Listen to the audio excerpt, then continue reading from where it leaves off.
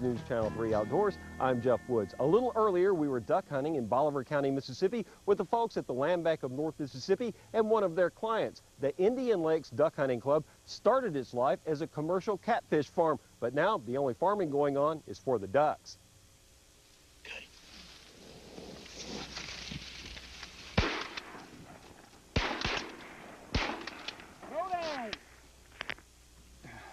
The location was right. And as you know, location is a big part of killing ducks. This area right in here was a swamp. And back in the late 50s, early 60s, I used to hunt down here with my uncle in this particular area when it was all trees. And then back in the 70s, it was all cleared and then put in these pines. So I was very excited about the area, and then by taking these old abandoned ponds, it fit into our plan that we call planting for ducks, and that is planting grain crops and not harvesting them.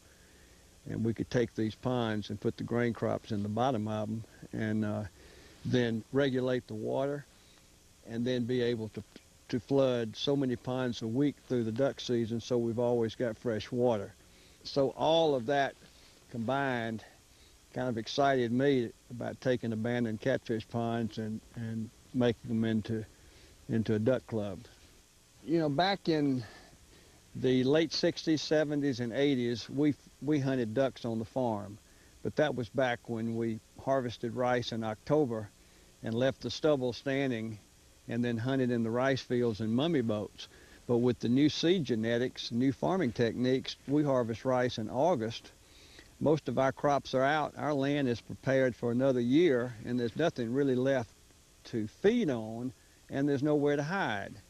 So our concept was to farm for ducks, take property and farm crops, not harvest the crops, flood the standing crops, and hunt ducks over food.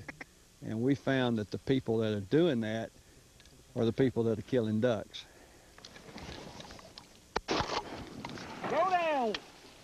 Right, early on, the mallards will hit rice, and then later on in the season, when it gets real cold, they'll go to corn.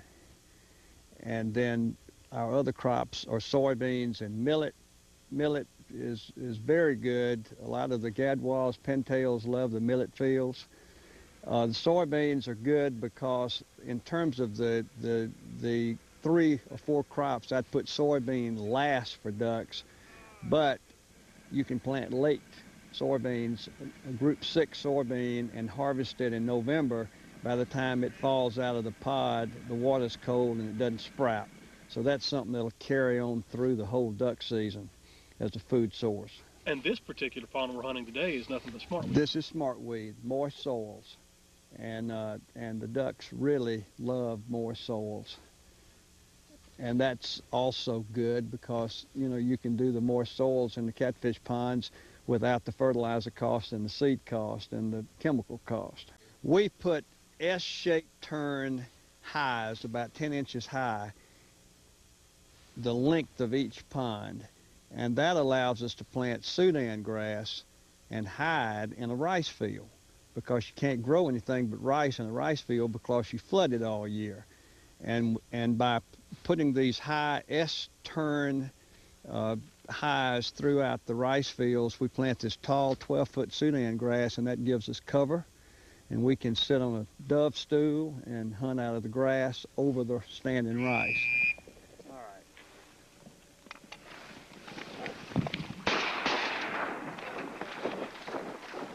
You know, we had a plan, an overall conservation plan. And we were working with U.S. Fish and Wildlife and doing the engineering for us, and it's turned out kind of like we planned it. How you had it plotted out on paper to begin with? Right. That's one of the more interesting and unusual things we've seen in quite a while. Indian Lakes is quite the operation, and since the season has ended, there's not much reason to look to the skies for ducks.